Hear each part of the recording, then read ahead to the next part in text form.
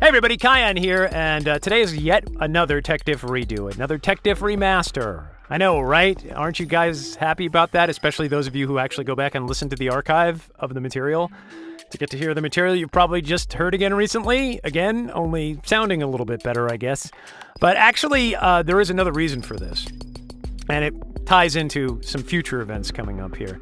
But I'll let you listen to the sketch first, but let me explain a little bit. It takes place in a coffee house. It's from January of 2013. It takes place in a coffee house, and at the beginning of it, I play a folk singer who's just yammering on about stuff. And about halfway through the sketch, two other characters, in this case Jerome and Bronson, come into the story, and the folk singer kind of fades to the background. And I'd forgotten I'd done all this weird yammering, which is actually really funny, I think, that you've all never heard, because I keep talking in the background, low, and going on about stuff, and like I said, it just got drowned in the mix, and that was the whole point. You weren't supposed to hear all that stuff, but it actually turned out pretty good. So what I've done is, I've done the sketch as it was before, a little bit of editing here and there, and just to tweak some stuff. And then I took that material of the folk singer that you didn't hear, and I put it on the end, so you get to hear it. And I'll come back after that to explain, you know, the other stuff. Anyway, listen to the sketch, and then we'll go from there, all right?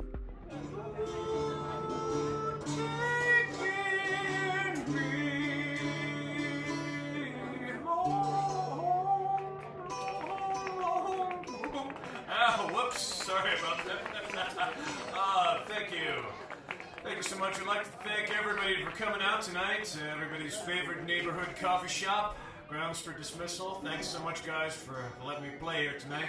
Before I kick into my next song, though, let me tell you a little story about something that happened to me today. I was walking down the street in my neighborhood, and I was coming towards the gig, and I looked to my left, and sitting in the window of a house, just looking out at the world, was a kitten.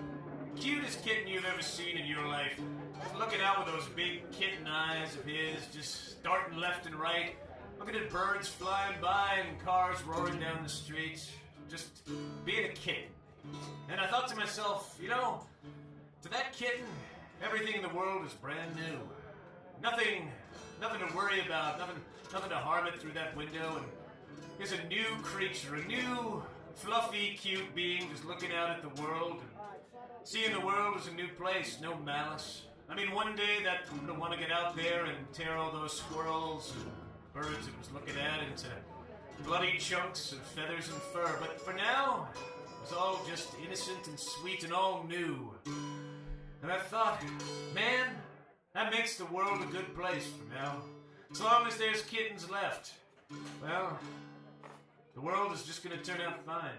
So I guess what I'm saying is, don't spay or neuter any of your pets because, well, then we wouldn't have any kittens. Or puppies. I know what you're thinking here. Why am I not starting the next song and just strumming away on my guitar here, just tuning it? Well, turns out that anyone playing guitar at a coffee shop knows to do this thing. It's an unwritten secret. Dave Van Ronk told me about it once. He said, you know, the most important part about playing a coffee shop or any other gig with an acoustic guitar is to just keep strumming away between songs and keep on talking. And don't let that guitar stop, ever. Not just because it pads your set out, but also because if you stop playing, there's a better than even chance that the guitar demon is living inside the wood will come flying out and try to tear all the flesh right off your skull. So I don't stop playing. Ever. Have some more coffee, please? Thanks. Hey, that reminds me of another story. Hey, Bronson, this is a really nice coffee house. How come we don't come here more often? We come here every Tuesday night for the open mic, Jerome. Do we? Yeah. How come I don't remember this? Well, usually it's because we think that going out to the open mic night on a Tuesday is a good idea, and then we listen to about 4 or 5 hours of students playing acoustic folk sets and doing bad stand-up comedy. And then we go back to the apartment and smoke an enormous amount of weed and drop mushrooms to blot the horror out of our memory. Oh.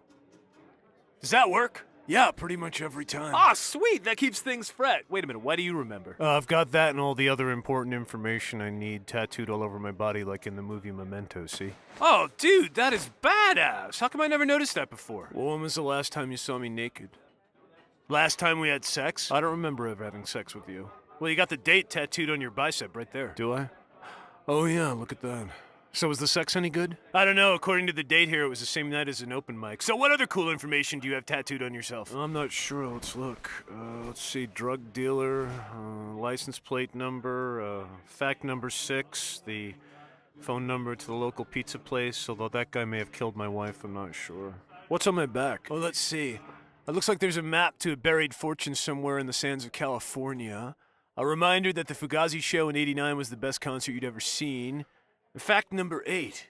The entire world is run by the invisible hand of a conspiracy that controls our minds, our spirits, our lives, and our destinies. Dude, you never told me you saw Fugazi in '89. Oh yeah, I got Ian MacKay's autograph and everything. Oh, dude, I am so jealous of you. I always wanted to see Fugazi live. I never got to before they went on hiatus. Damn it, man. And you got to see them way back at the beginning.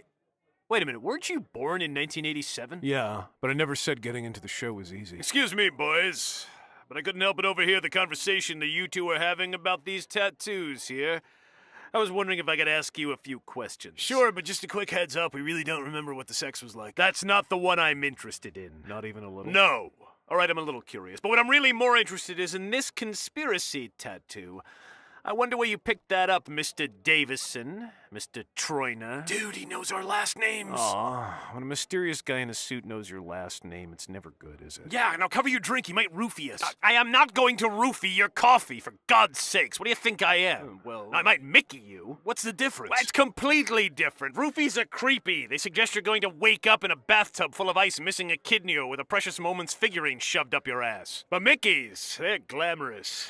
You get taken out by one of those, you're going to wake up in a hotel room tied to a chair surrounded by gangsters or spies, and there'll be international intrigue and leggy dames. God, I miss Mickeys. They were cool. Either way, I need to talk to you about that tattoo. Why should we trust you? Well, the truth is, you can't. You're right not to. You're right not to trust anyone.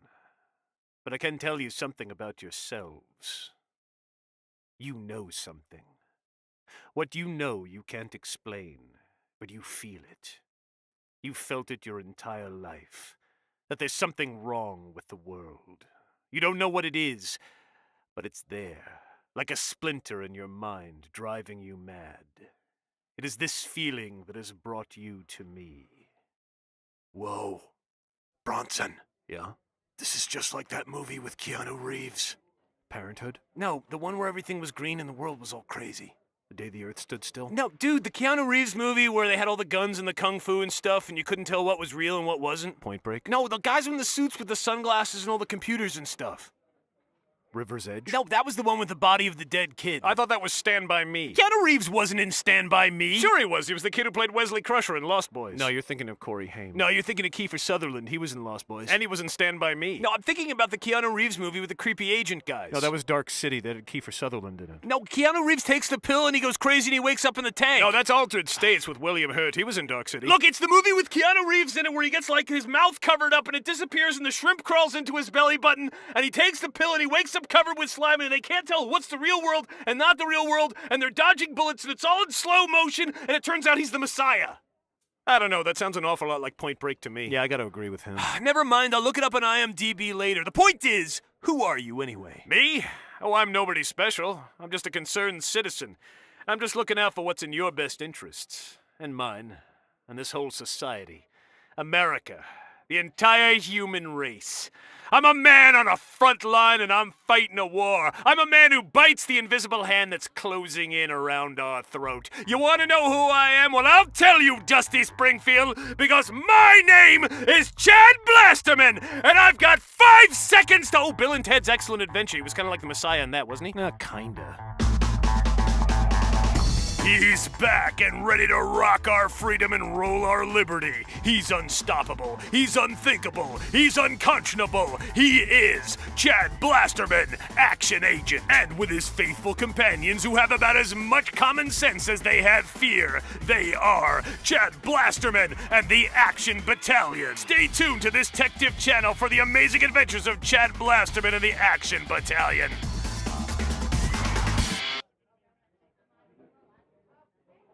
Little Buddha. Oh, forget it, will ya? You know, one time I was driving to, I believe it was the Winnipeg Folk Festival, and I had just passed a car full of teenagers who were busy doing something. I'm not sure what it was. I really couldn't take my eyes off the road or off the girls who was sitting in the car next to me. Both of them were probably trying to kill me. Yep. I know that girl I just picked up, she'd been hitchhiking, and She was covered with blood, I believe. I thought it was blood at first. She said it was tomato juice, but I'm not so sure about that, though. She had that come-hither look that one gets when looking into the eyes of a psychopath. I see that all the time when I get up in the morning and look in the mirror and think, what the hell have I done with my life? I could have gotten a degree in architecture or engineering. Could have stuck with that, but no, that was too hard. I smoked a lot of pot and dropped a lot of mushrooms and thought, you know what I'll do? I'm going to head on down to that coffee house. They seem to have an open mic night there, and I'm going to pick up that guitar and I'm going to play. And, well, here I am. Life ruined. Mission accomplished. Thanks, Guitar Demons. Your spell was cast over me, and, well, now I'm your slave. I'll keep playing. God, don't worry, I won't stop. I'll keep playing. Please, just stay inside the guitar. Stay inside the guitar, please. God, please.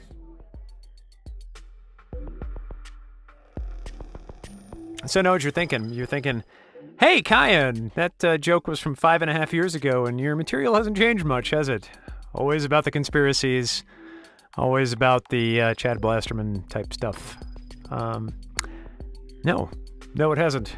And maybe that's part of why I find myself, in spite of trying to do 5 episodes a week for the last couple of months, I haven't been very successful because I just keep doing the same old stuff over and over again. I think I'm going to have to start writing. And that brings me to September. In September, I'm going to try some different stuff. I will bring back some old characters that have been requested. I'm planning on doing some cop beat stuff and maybe bringing back Pastor Ermine and just going over some old material that, not material per se, but ideas that I've left by the wayside in lieu of doing more of the, it's a conspiracy. I'm getting bored. And so I got to try some new stuff. And I want to try sort of getting ahead of the schedule a little bit. So instead of doing it 5 days a week, I'm going to try for 5 days and maybe 3 days a week with me also doing more episodes to put in the can. And that's because in October, the first week of October, I'm going to be in Northern California. So I thought this will be a good opportunity for me to try and get ahead of the game. And that way I'll have them on a scheduler, and I'll treat it like a comic strip, I guess, where I put the comic strip up and I'm a few days ahead of the game, or a few weeks ahead of the game, and then I can just kind of line it up. Ideally, what I'd love to do is actually get that into a system where I'm always doing new episodes and I'm getting so far ahead that I can take some time off to myself. That way I get to work really hard, and then I get to take breaks in that, but without interrupting the schedule. If I can keep the schedule reasonable, that is. Ideally, the perfect representation of that would be that I would take the entire summer off. That I would have an entire summer's worth of material already lined up in the scheduler, and then I just take the whole summer off, because summer's the hardest time to do the show. You often get really, really beautiful, gorgeous days here in Minnesota during the summer. And I'm like, I don't want to do anything. I don't want to sit in a room. Damn it! I can do that during the winter, but I don't want to do it during the summer. So this year coming up, by the way, I'll also be doing the 12 Days of Christmas, and that's another opportunity for me to try to get that ahead of time, because I will not be spending Christmas in Minnesota. I'll be in Florida, back in Key West, because my wife wanted to go back there, and she thought, why not do that for Christmas? Because we've never gone anywhere for Christmas. Really, we've never gone on a Christmas vacation. So we thought, let's go someplace warm, and we're going to go there. But all that notwithstanding, so I'm just talking your ear off as usual, and there's no point to any of this. But starting next week, I'm going to start trying new things, and I'm going to not let it interrupt the schedule, and I'm going to work really, really hard. And I have to do things to see if I want to keep doing them the way I'm doing them or try something new, and I'm going to try something new for a while, and I hope that makes any sense at all. I have no idea what I'm doing. I have to be honest with you and just tell you. I have no idea what I'm doing. I'm 50 years old, and I have no idea at all. So, yeah. I'll see you on Monday then, with any luck. Monday, Tuesday at the latest. I try not to make promises, because I'm bad at keeping them. Anyway, talk at you soon. Bye.